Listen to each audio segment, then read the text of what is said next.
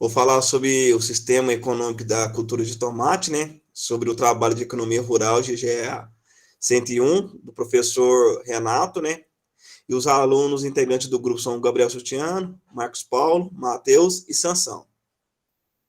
Vou falar um pouco sobre o índice, né? Que a gente vai falar sobre a introdução, o consumo de produção de tomate, a característica de produção, o sistema de agroindustrial de tomate, os setores de produção e agentes de fase de produção de tomate e o custo da produção de tomate.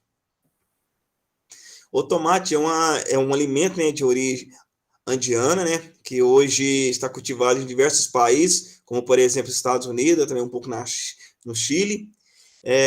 Em todo o mundo, né, por exemplo, são produzidos cerca de 177 mil toneladas de tomate por ano, isso é muita coisa, né?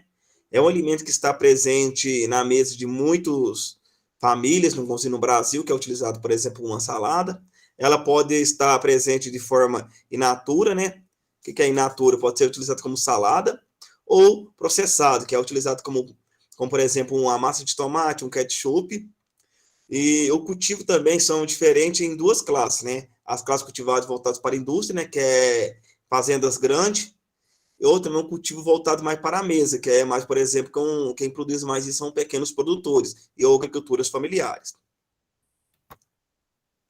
Meu nome é Matheus, vou estar falando um pouquinho sobre a produção e consumo, né? Os principais países produtores são a China, né? Produzindo 56 milhões de toneladas, depois a Índia produzindo 18 milhões de toneladas, Estados Unidos produzindo 13 milhões de toneladas, a Turquia produzindo 12 milhões e o Egito, por último, produzindo 7 milhões de toneladas. Depois, os principais estados produtores do Brasil, em primeiro lugar, o Goiás, com 1 milhão e 400 mil toneladas, São Paulo com 672 mil toneladas, Minas Gerais com 477 mil toneladas, a Bahia com 307 mil toneladas, o Paraná depois com aproximadamente 290 mil toneladas e depois o Rio de Janeiro com 216 mil toneladas. Os principais países consumidores, né, os maiores públicos consumidores localizam nos Estados Unidos, na Itália e no Canadá, os três principais países, e cerca de 91% da população processada se situa no hemisfério norte do nosso mundo. Pode passar. Falar agora um pouquinho sobre as características da produção, né? O tomate ele pode ser produzido estacado, que é para mesa, ou rasteiro, que é industrial. Ele possui grande variabilidade de gênero e ampla adaptabilidade em diferentes regiões. O grande número de espécies e mesmo a grande variedade de cultivares no mercado demonstram diferentes respostas às condições de absorção de luz, CO2, temperatura, absorção de água e nutrientes, permitindo que essas plantas possam se desenvolver em climas que variam de condições de tropical a altitude e a temperado. É uma planta da família das solanáceas, né? Assim como a berinjela, a pimenta, o pimentão e o jiló. A planta possui um porte arbustivo e seu desenvolvimento vegetativo pode ser caracterizado pelo tipo de crescimento determinado ou indeterminado. As cultivares de crescimento determinado têm crescimento limitado e são utilizados para plantio sem estaque, sendo, portanto, conhecidos como tomate rasteiro, que é cultivado normalmente para o processamento industrial. As plantas de crescimento indeterminado têm crescimento limitado, ilimitado, né, podendo chegar a 10 metros de comprimento.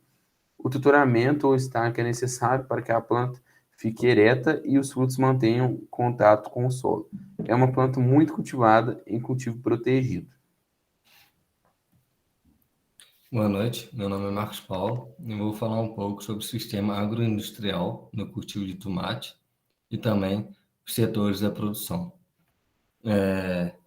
Começamos, falando da primeira fase, que seria a fase pré-plantio, que compreende alguns produtos como sementes, as mudas, fertilizantes, defensivos, máquinas, equipamentos e também as mãos de obras que são voltadas para essa área de pré-plantio. Temos a mão de obra do viveirista para fazer a muda, também uma consultoria para cálculo de adubação, de correção de solo. Depois, partindo para o plantio, uma segunda fase, que seria na própria fazenda, na própria propriedade rural, seria o produtor rural, é a fase de produção, propriamente dita do tomate. E depois da produção, vindo a colheita. Após colheita, temos setores de beneficiamento do tomate, seria uma limpeza do fruto e também uma classificação desse, para ser mandado para um comércio em atacado. Uma classificação em A, extra A, algo assim. E nesse atacado, poderia estar indo para um mercado, um hortifruti, algo assim, para ser vendido a varejo. E depois disso, também pode ser no atacado, ser repassado para uma outra venda que estaria sendo voltado, levado o tomate para a fase industrial.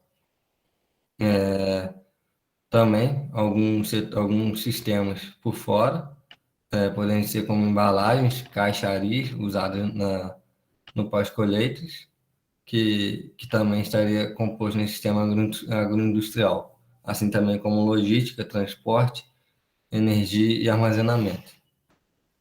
Setorização da produção de tomate, pode dizer que setor primário, propriamente os produtores rurais, e a gente também, como agrônomos, prestando serviços.